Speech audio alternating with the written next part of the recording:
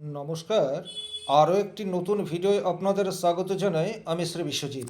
আজ আমার আলোচনার বিষয় জন্মকুণ্ডলিতে ধন যোগ, এই বিষয়টি কিভাবে দেখতে হবে এই বিষয়টি যেমন পরিষ্কার তুলে ধরার চেষ্টা করব, একই রকমভাবে মাঙ্গলিক যোগ এবং তার পরিণাম এই বিষয়টিও কমপ্লিট অ্যানালাইসিস করার চেষ্টা করব লাইভ প্রুফের মাধ্যমে।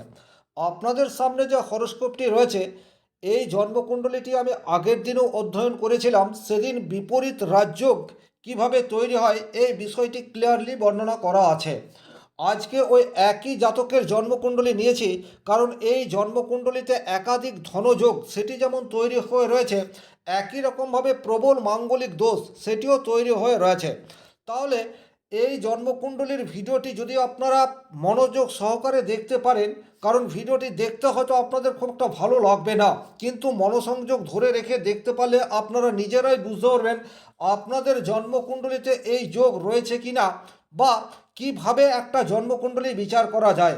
স্থূল বিচার থেকে কিভাবে আমরা সূক্ষ্ম বিচারের দিকে এগিয়ে যেতে পারবো, এই বিষয়টি যেমন এই লগ্ন কুণ্ডলী থেকে দেখব, একই রকমভাবে গ্রহের ডিগ্রি এবং নক্ষত্র ওয়াইজ প্রেডিকশন করার চেষ্টা করব। লগ্ন কুণ্ডলী থেকে স্থূল বিচার সেটি তো 100% সম্ভবপর হয়, কিন্তু ডিগ্রি এবং নক্ষত্রকে যখন পুঙ্খানুপুঙ্খভাবে মিলিয়ে দেখার চেষ্টা হবে, তখন কিন্তু একেবারেই সূক্ষ্ম বিচার সেটিও আমাদের সামনে চলে আসবে। সুতরাং অত্যন্ত মনোযোগ সহকারে দেখুন। চলে আসছি মূল আলোচনায়। কোথাও কোনো কনফিউশন বা প্রশ্ন তৈরি হলে সাথে সাথে কমেন্ট বক্সে লিখে জানিয়ে দেবেন, আমি রিপ্লাই দেওয়ার চেষ্টা করব। সবচেয়ে প্রথমেই যে বিষয়টি দেখব সেটি হচ্ছে ধনযোগ। দেখুন, সবচেয়ে প্রথমেই এই জাতকের লগ্ন এই বিষয়টিকে দেখতে হবে। মিথুন লগ্ন, এবং মিথুন লগ্নে চন্দ্র অবস্থান করে রয়েছে। চন্দ্র হচ্ছে এখানে কর্কট রাশির অধিপতি এবং মিথুন লগ্ন সাপেক্ষে 2 নম্বর ঘরের মালিক। আমরা 2 নম্বর ঘর থেকে সেভিংস বা অর্থের বিচার করে থাকি। তাহলে 2 নম্বর ঘরের মালিক যখন লগ্নে অবস্থান করছে, শাস্ত্রে কিন্তু এটাকে একটা ধনযোগ আখ্যা দেওয়া হয়েছে, এবং এই ধনযোগ অত্যন্ত ইফেক্টিভ, এ বিষয়ে কোনোরূপ ডাউট নেই।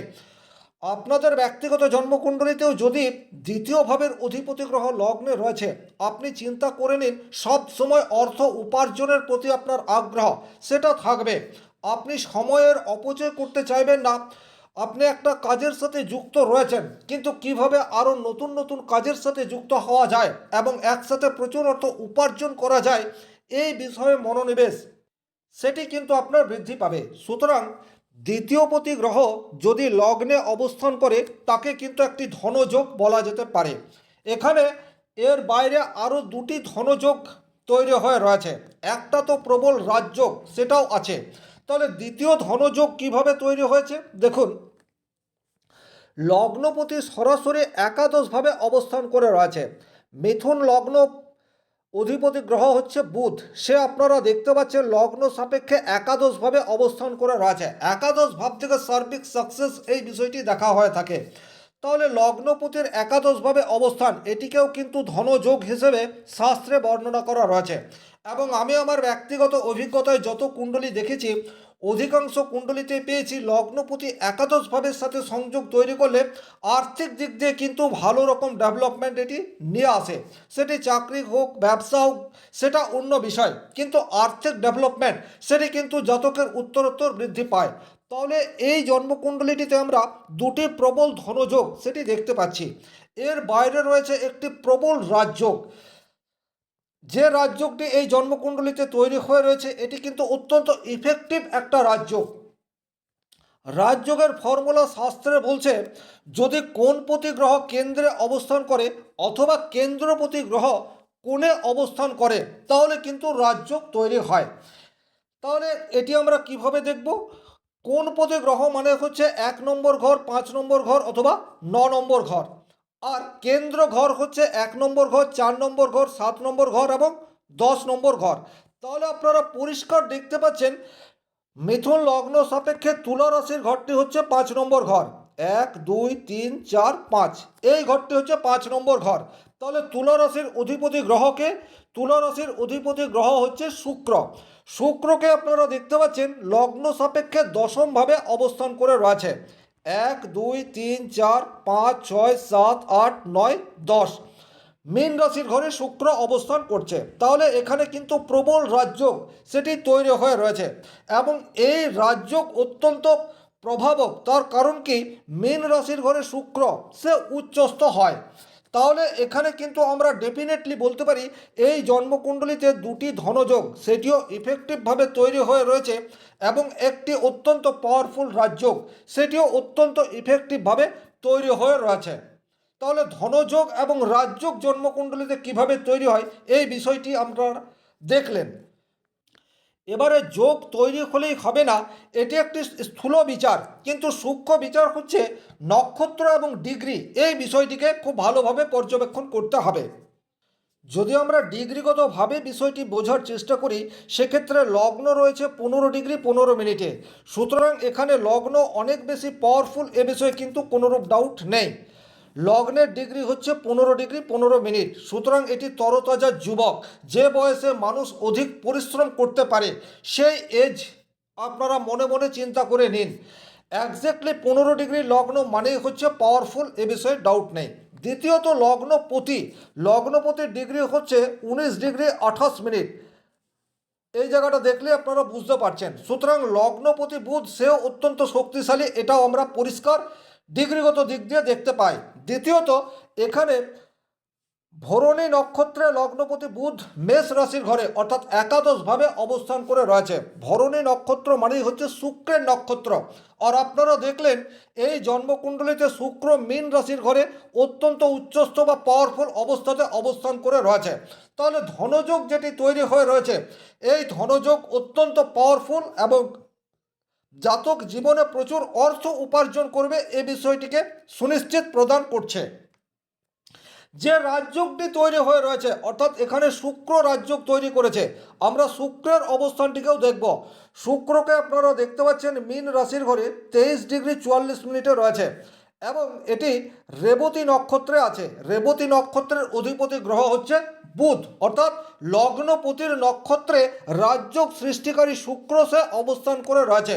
সুতরাং ডেফিনেটলি বলা যেতে পারে এই জাতকের দুটি ধনযোগ সেটি অত্যন্ত ইফেক্টিভ অবস্থায় এবং একটি রাজযোগ যেটি জাতককে পর্যাপ্ত সাকসেস বা সফলতা দেবে এইরূপ কন্ডিশনে রয়েছে।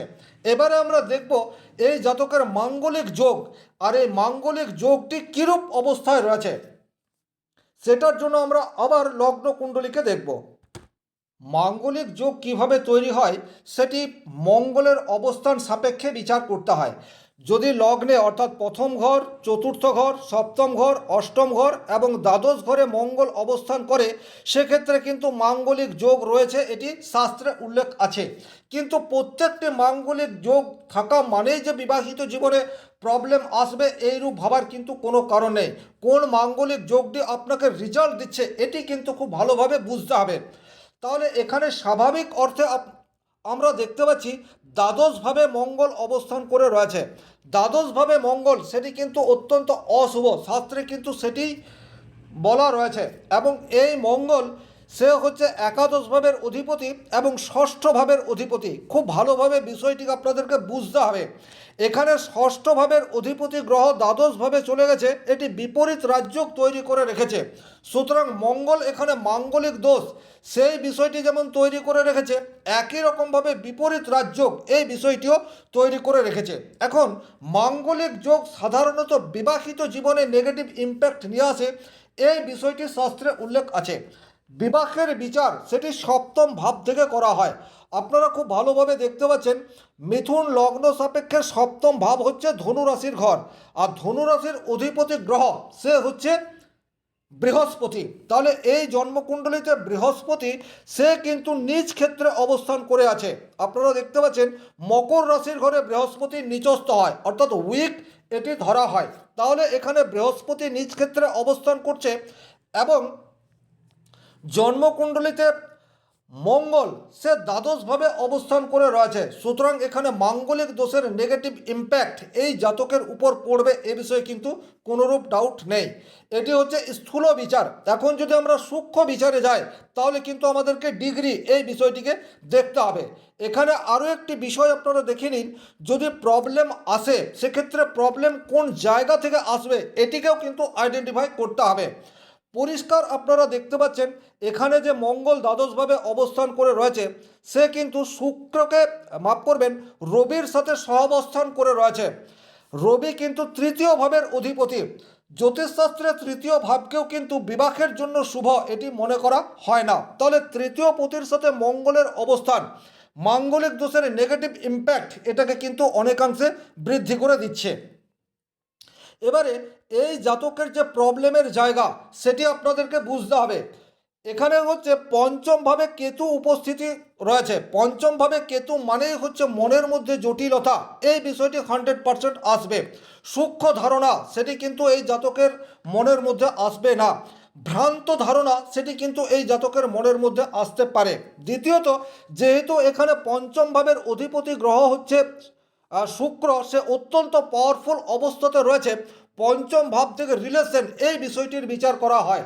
তাহলে জাতকের কিন্তু রিলেশন বা একাধিক রিলেশনে জড়িয়ে পড়া এই জায়গাটিও কিন্তু সম্ভবপর। অর্থাৎ স্ত্রীর প্রতি যে আনুগত্য সেই জায়গাতে কিন্তু এই জাতক নিজেই নিজের প্রবলেম সেটা তৈরি করে নিয়ে আসবে। স্যাটিসফ্যাকশনের একটা অভাব সেটি কিন্তু থাকবে।